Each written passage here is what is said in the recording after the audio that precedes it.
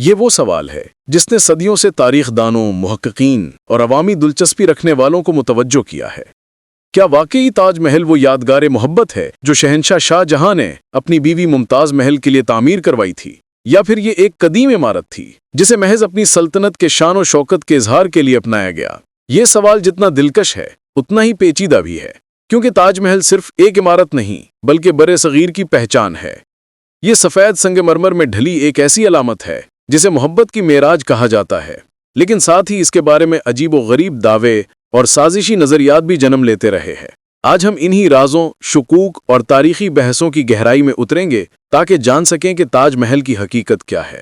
سب سے پہلے ہمیں اس وقت کے ماحول کو سمجھنا ہوگا۔ شاہ جہاں مغل سلطنت کا 5واں بادشاہ تھا۔ اس کی شخصیت نہ صرف ایک طاقتور حکمران کی تھی بلکہ اسے فن تعمیر، جمالیات اور شاندار عمارتوں کا بے حد شوق تھا۔ اس سے پہلے بھی مغل بادشاہ قلعے، باغات اور مساجد تعمیر کرواتے رہے تھے۔ اکبر کا فتح پور سیکری، ہمایوں کا مقبرہ یا پھر جہانگیر کے دور کی عمارتیں اس بات کی گواہ ہیں کہ مغل فن تعمیر ہمیشہ سے ہی شاندار اور وسیع رہا۔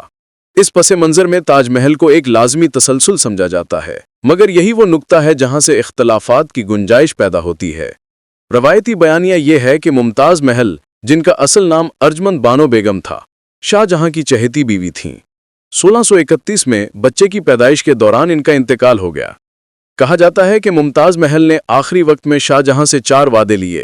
ایک یہ کہ وہ دوبارہ شادی نہیں کریں گے، دوسرا یہ کہ ان کی اولاد کا خیال رکھیں گے، تیسرا یہ کہ ان کی محبت کو ہمیشہ یاد رکھیں گے، اور چوتھا یہ کہ ان کے لیے ایک ایسی یادگار بنائیں گے جو ہمیشہ قائم رہے۔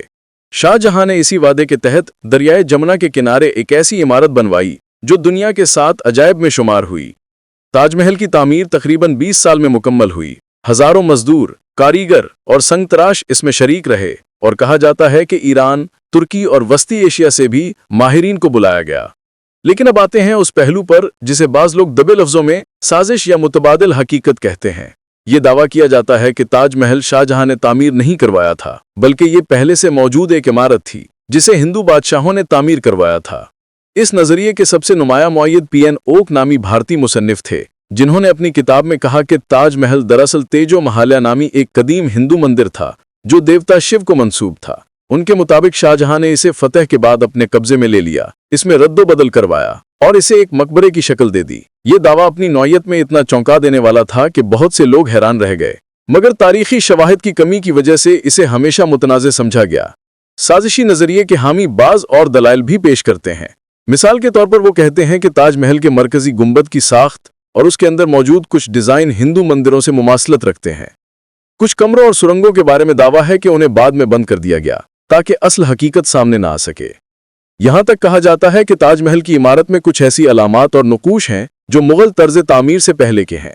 ان دعووں کے مطابق شاہ جہاں نے محض اس عمارت کو اپنی ملکہ کی یادگار قرار دے دیا جو پہلے سے موجود تھی۔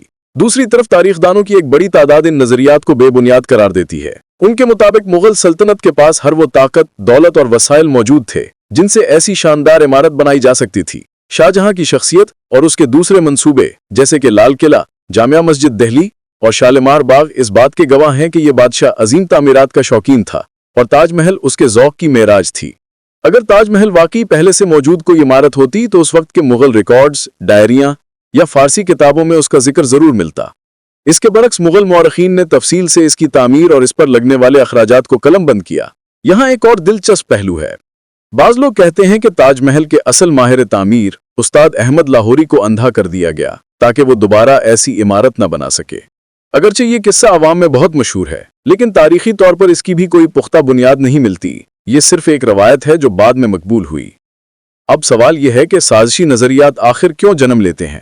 اس کی کئی وجوہات ہو سکتی ہیں۔ ایک تو یہ کہ تاج محل اتنی شاندار عمارت ہے کہ بعض لوگوں کو یقین ہی نہیں آتا کہ یہ انسانی ہاتھوں کی تخلیق ہے۔ دوسرا یہ کہ تاریخ ہمیشہ طاقتوروں کے بیانیے کے مطابق لکھی جاتی ہے، اس لیے کچھ لوگ ہر بڑے بیانیے پر سوال اٹھاتے ہیں۔ تیسرا پہلو برصغیر کی مذہبی اور سیاسی تقسیم ہے۔ بعض قومنا پرست گروپ اس بات کو ماننے پر آمادہ نہیں کہ ایک مسلم بادشاہ نے ہندوستان میں دنیا کی سب سے عظیم یادگار تعمیر کی، اس لیے وہ اس کے ماضی کو ہندو روایات سے جوڑنے کی کوشش کرتے ہیں۔ تاج محل کی کہانی کو اگر سازشی نظریات سے ہٹ کر دیکھا جائے تو بھی اس کے گرد کئی اسرار موجود ہیں۔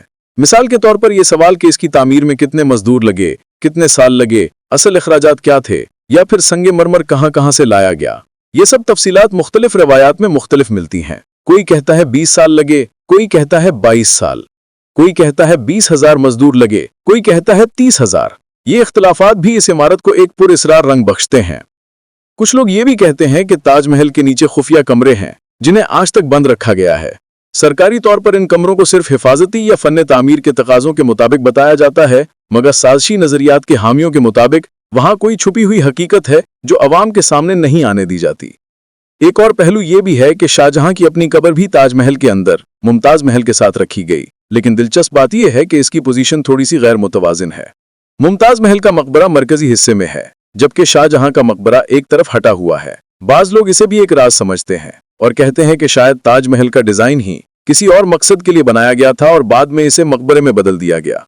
अब अगर हम मंतकी तौर पर देखें तो ये दोनों पहलू यानी रवायत और साजिश अपनी जगह पर कुछ ना कुछ वजन रखते हैं। एक तरफ हमारे पास वो तारीखी रिकॉर्ड्स हैं जो शाहजहां की तामीराती सरगर्मियों को वाजे करते हैं, दूसरी तरफ वो सवालात हैं जो आज तक जवाब तलब हैं। ये मुमकिन है कि ताजमहल के गिर्द बनने वाली साजिशें महज इंसानी तजस्सुस का नतीजा हों, या फिर यह भी मुमकिन है कि इसमें कुछ ना कुछ हकीकत जरूर हो। लेकिन एक बात तय है, ताजमहल सिर्फ एक इमारत नहीं बल्कि एक राज है, एक दास्तान है, एक अलामत है। चाहे इसे शाहजहां ने तामीर करवाया हो या किसी कदीम इमारत को अपनी मोहब्बत की अलामत में बदल गया हो, हकीकत यह है कि यह दुनिया की सबसे खूबसूरत यादगारों में से एक है।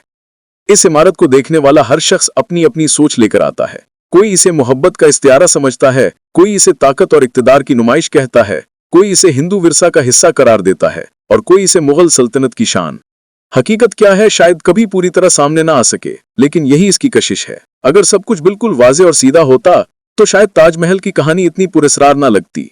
आज के दौर में जब सियासत, मजहब और शनाख्त के झगड़े उरूज पर हैं, ताजमहल का यह सवाल मजीद हसास हो जाता है।